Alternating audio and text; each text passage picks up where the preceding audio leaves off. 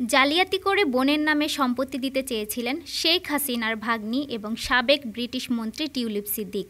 ১৪ March British সংবাদ মাধ্যম financial টাইমসের এক প্রতিবেদনে উঠে এসেছে এমন তথ্য। দুর্নীতি দমন কমিশনের কাছ থেকে পাওয়া নথিপত্রের ভিত্তিতে গণমাধ্যমটি জানায়, ভুয়া নোটারি নথি ব্যবহার করে গুলশানের একটি ফ্ল্যাট বোন আজমিনা সিদ্দিকের নামে হস্তান্তর করেন টিউলিপ। এ বিষয়ে খোঁজ নিয়ে দেখা যায়, বাংলাদেশের পলাতক প্রধানমন্ত্রী শেখ হাসিনার ভাগ্নির বানানো ওই নথিটি ২০১৫ সালের।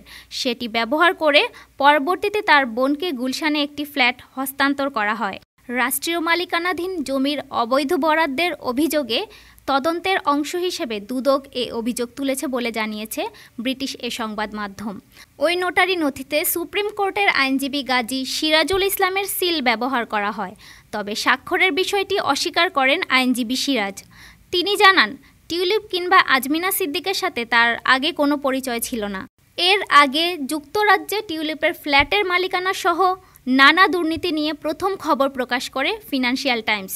ওই প্রতিবেদনের পর নানা অনিয়মের অভিযোগ ও রাজনৈতিক বিতর্কের চাপে গত জানুয়ারিতে যুক্তরাজ্যের সরকারি পদ থেকে পদত্যাগ করেন তিনি।